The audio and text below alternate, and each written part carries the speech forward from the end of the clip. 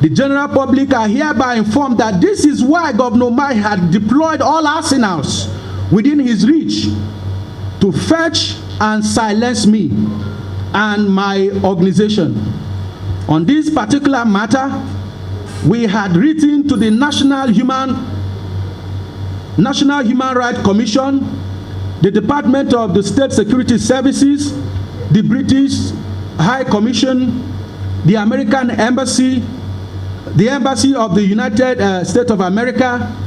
international rights organizations, and now to the National Assembly through the Right Honorable Speaker of the House of Representatives.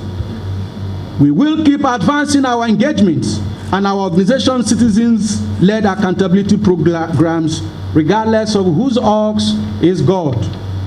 In conclusion, we consider it preposterous, anti-democratic, atavistic, and an abrupt, gross abuse of oath of office and public office power for a public servant elected through a democratic processes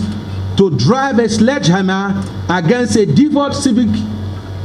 space leaders and civil rights activists in the state. As such, if the government of Ebonyi State under Umahi feels that I have committed a libel, or that I or my organization or any civil society in the state have done anything that is repugnant to natural justice, equity, and or good conscience, let the government approach a court of competent jurisdiction to seek justice and or redress. But he who comes to equity should do so with clean hands. We have also advanced an arrangement that would make all the court processes and proceedings to be conducted under live media surveillance in line with the global best practice should the state government initiate legal action against any CSOs in Ebonyi State.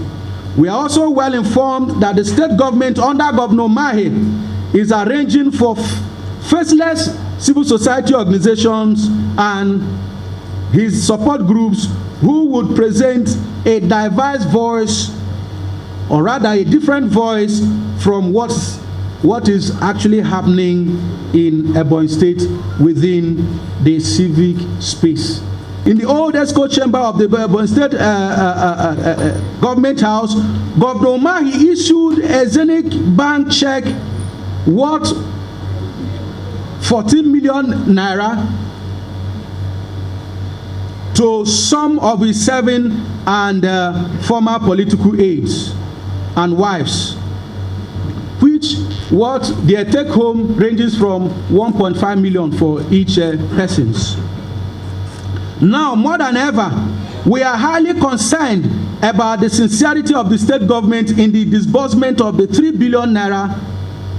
NSAS Youth Fund, and also what had happened to the 1.5 billion naira Ebonyi State Autonomous Community Development Fund of 2019. As a civil society organization that is committed to the promotion of accountable democratic governance, we have been asking, and yet we are still asking the state government to account for the fund totaling 4.5 billion. That is the 3 billion Youth SME Fund and 1.5 billion naira Community Development Fund. The general public are hereby informed that this is why Governor Umahi had deployed all arsenals within his reach to fetch and silence me and my organization. On this particular matter, we had written to the National Human Rights Commission, the Department of the State Security Services, the British High Commission, the American Embassy,